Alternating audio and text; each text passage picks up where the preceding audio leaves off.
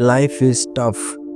कुछ दिनों पहले मैंने अपने पसंद के शूज लिए थे जो मुझे बहुत ज्यादा पसंद थे and the next day job से आके आई एम फुली शॉक्ड क्योंकि वो जूते एक पपी के मुंह में था एंड मेरे मन के साथ मेरा जूता भी खराब हो गया। फिर मैं ना आधा घंटा वही बैठा रहा। पता नहीं क्यों पर दो सवाल आए मेरे मन में। क्या मुझे गुस्सा होना चाहिए उस पपी के ऊपर? गुस्सा हुआ भी तो इससे मेरे जूते क्या वापस आ जाएंगे? ये गुस्सा होना, दुखी होना, खुश होना, क्या ये सब चीजों का कोई मतलब भी है? आखिर है क्या इन चीजों का मतलब? आसान शब्दों में कहूँ तो आखिर इस लाइफ का मतलब क्या है? क्यों है हम इस दुनिया में? हमारे यहाँ होने से या फिर ना होने से यूनिवर्स को कोई फर्क भी पड़ता है या नहीं? इन दो सवालों ने मुझे काफी क्यूरियस कर दिया and I wasted my 2 hours and the last moment I finally figure out जो कि ये दो सवालों का जवाब है। इसे जानने के लिए हमें जरा पीछे जाना पड़ेगा, लगभग 4.5 बिलियन साल पहले जब दुनिया बनी थी और हजारों केमिकल और फिजिकल एक्सीडेंट्स के बाद इंसानों का जन्म हुआ। सोचने वाले क्यूरियस इंसान जो आज मेरी तरह शायद ये सोचता है कि हम यहाँ क्यों हैं, हमारा अस्तित्व क्या है। Life feels special but is it? ये प्लेनेट ऐसा लगता है जैसे हमारे लिए ही बनाया गया है। टेम्परेचर, ग्रेविटी,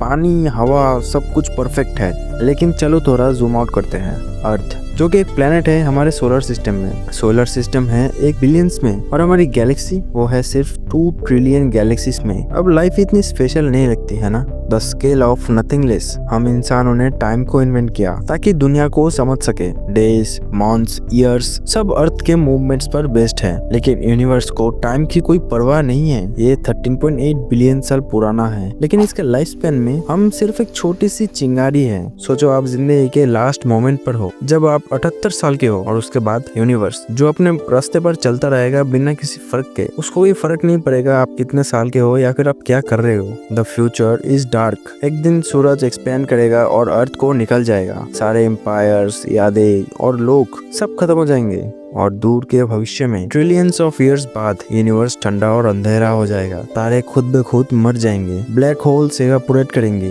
बचेगा तो क्या? कुछ भी नहीं। एक ऐसी दुनिया जिसमें ना रोशनी है ना गर्मी, सिर्फ endless silence. So what's the point? ये सब जान के होपलेस फील करना बहुत आसान है। अगर सब कुछ खत्म हो ही जाएगा तो हम जो काम कर रहे हैं, डेली मेहनत कर रहे हैं, ये मैटर करता है? लेकिन यही एक ट्विस्ट है। जिंदगी को यूनिवर्स से कोई फर्क नहीं पड़ता। जिंदगी को फर्क पड़ता है बस तुमसे। तुम यहाँ हो, तुम एग्जिस्ट करते हो। यूनिवर्स तुम्हें मीनिंग नहीं देता, लेकिन तुम दे सकते हो। अगर तुम्हें कहानियां लिखनी है, रॉकेट्स बनानी है या दूसरों की मदद करनी है तो करो ना।